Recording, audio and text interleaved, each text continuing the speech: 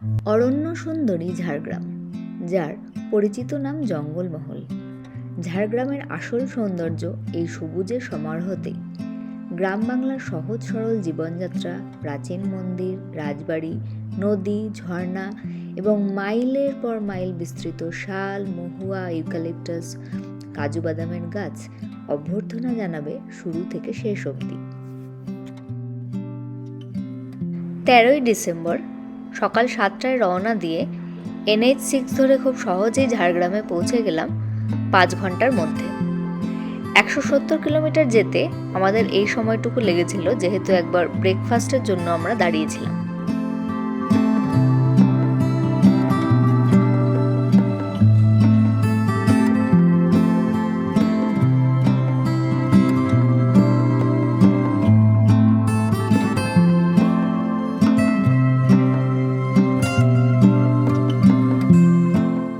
আমাদের বুকিং ছিল গ্রামের বাড়ি রিসর্ট। মূল শহর থেকে কলাবনী জঙ্গল পেরিয়ে যখন সেখানে পৌঁছালাম, সবার মুখেই তৃপ্তির হাসি। আলপনা দেওয়া মাটির বাড়িগুলিকে ঘিরে রেখেছে স্থানীয় কাজু বাদামের গাছের ছায়া। আর ঘরের নামগুলোও কি সুন্দর! এই দুটো ডুপ্লেক্স কটেজ, তার নাম ধামসা আর মাদল। আর এই যে মাড হাউস দেখছেন, এদের নামগুলো হচ্ছে গাছের নামে, যেমন শাল, সেগুন, মহুয়া, পলাশ ইত্যাদি।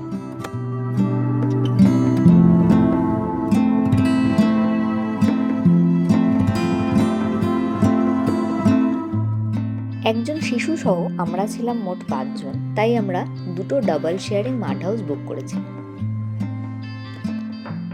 রুমগুলির ভিতরে আধুনিক সুযোগ সুবিধা কিন্তু সবকিছুই রয়েছে, কিন্তু অপ্রয়োজনীয় জিনিস দিয়ে স্থানীয় সামঞ্জস্য বিঘ্ন করার চেষ্টা করেনি। এটাই খুব ভাল লাগছিল, নিজের সংস্কৃতির উপর ভালোবাসা।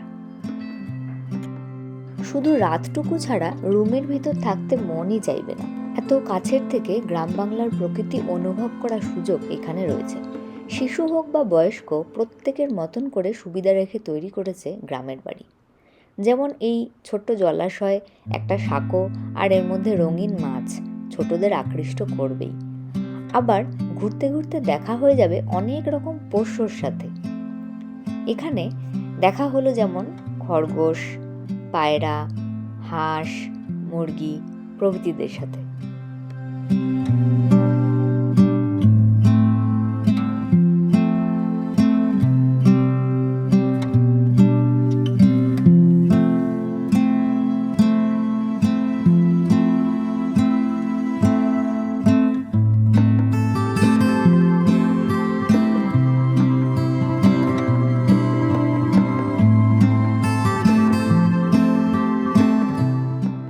পথে আসতেই লাঞ্চের অর্ডারটা আমরা দিয়ে রেখেছিলাম।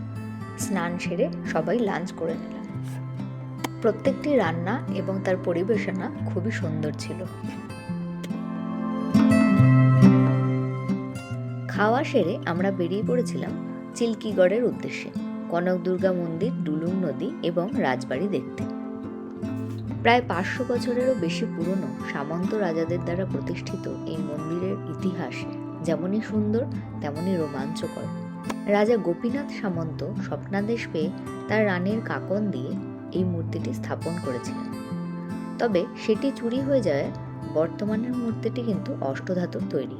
মেইন রোড থেকে কনক দুর্গা মন্দিরের গেট অবধি একেবারে চিরসবুজে আবৃত। আমরা শীতকালে গেছিলাম, তাও গাছের রং দেখুন কিরকম সুন্দর সতেজ সবুজ। পার্কিংয়ের কিন্তু বেশ ভালো ব্যবস্থা রয়েছে। আমাদের গাড়িতে 50 টাকা পার্কিং নিয়েছিল এবং পার্ক করে আমরা ভিতরে চললাম। পশ্চিমবঙ্গ সরকারের পরিবেশ দপ্তর 2018 সালে চিল্কিগড় কনক দুর্গার এই পবিত্র বনটিকে পশ্চিমবঙ্গ রাজ্যের মধ্যে তৃতীয় এবং সমগ্র ভারতবর্ষের মধ্যে 10ম জীব বৈচিত্র্য এলাকার স্বীকৃতি দিয়েছিল।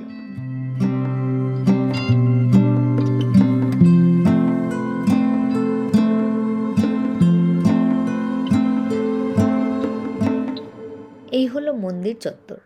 দেখেই কেমন সেই 500 বছর আগের ঘটে যাওয়া নরবলির কথা মনে হচ্ছিল। এখনো অবশ্য এখানে পাঠা এবং মোষ বলি হয়ে থাকে। মন্দির চত্বরটি বেশ বড়। পাশে রাধা গোবিন্দের মন্দির এবং অতিথি নিবাস রয়েছে।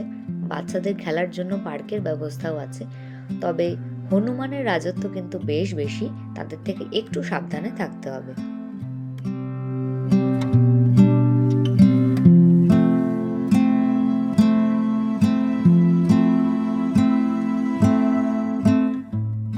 বাঁ দিকের এই রাস্তাটি নেমে গেছে ডুলুং নদীর দিকে।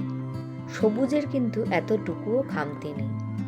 কিছু বৃক্ষ অনেক পুরনো এবং বিরল, যাদের নাম লেখা রয়েছে। ঝাড়খণ্ড সীমানার ডুলুংডিহা পাহাড় থেকে উৎপত্তি হয়ে এই নদী মিশেছে সুবর্ণরেখায়। শীতকালে সেরকম জল ছিল না, কিন্তু শুনলাম বর্ষাকালে দুকুল প্লাবিত হয়ে যায়। জঙ্গলমহলের বিভিন্ন লোকগানে এবং সাহিত্যে ডুলুং নদীর নানা রকম রূপ বর্ণিত আছে।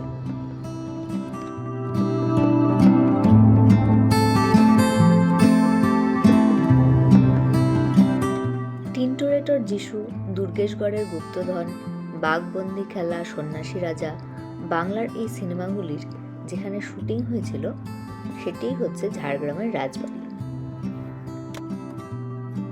নতুন রাজবাড়িটি 1931 সালে তৈরি।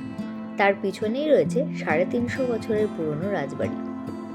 দোতলায় রাজবাড়ির সদস্যদের বাসস্থান এবং একতলায় হেরিটেজ হোটেল। অনেকেই এখানেও বুকিং নিয়ে থাকেন। রাজবাড়িতে থাকলে তবেই রাজবাড়ির ভিতরে ঢোকার অধিকার। রাজবাড়ি সংলগ্ন গেস্ট হাউসে থাকলে 15 টাকার টিকিট কেটে রাজবাড়ি ঘুরে দেখা যায়। বাকিদের প্রধান গেট থেকেই বিদায় নিতে হয়। পুর গড়িয়ে হতে চলল বিকেল এবং ঠিক তারপরে চুপ করে সন্ধ্যা নামার আগেই ফিরে যেতে চাইছিলাম রিসর্টে, কারণ ওখানে একটা খুব সুন্দর সানসেট পয়েন্ট ছিল। এছাড়াও পরদিন আমাদের একটা লম্বা ট্যুর ছিল বেলপাহাড়ি রুটের। সব কিছু নিয়েই ফেরত আসবো আগামী পর্বে। সাথে থাকবেন। Thank you.